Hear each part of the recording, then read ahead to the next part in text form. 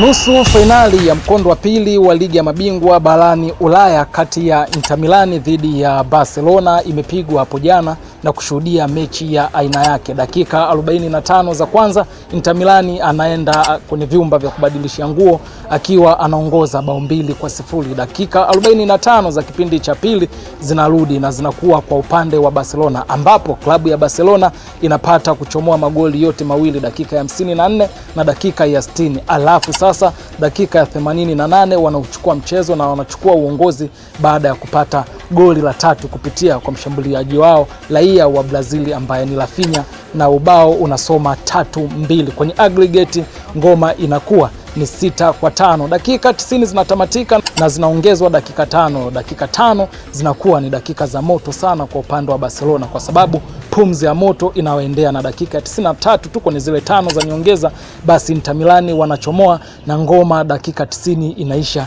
3-3 kwenye aggregate 6-6. Kumbuka mchezo wa mkondo wa kwanza pale kunako dimba la Barcelona game ilisha 3-3, na hapo pia kwenye dimba la Manispaa ya San Siro mechi inaisha 3-3. Mechi ya aina yake. Dakika 30 zinaongezwa kufidia dakika ambazo huwa ni kawaida kwamba game ikitamatika basi zinaongezwa zile dakika 30 na inaenda 120, lakini bahati nzuri kwa Inter Milan dakika 98 ya mchezo wanapata bao la 4 na aggregate inasoma 7-6. Game inakuwa ngumu kwa upande wa Inter Milan, game inakuwa ngumu kwa upande wa Barcelona, mashambulizi hapa na pale, lakini mpaka kipenga cha mwisho kinapulizwa na muamuzi, basi Inter Milan anakuwa amefanikiwa kuibuka na ushindi wa bao 4-3 na game inaisha na aggregate inakuwa 7-6. Finali tayari Inter Milan ametangulia na leo anamsubiri mshindi kati ya PSG dhidi ya washika mitutu wa jiji la London ambao ni Arsenal. Ikumbukwe kuwa mchezo wa kwanza kule England kunako dimba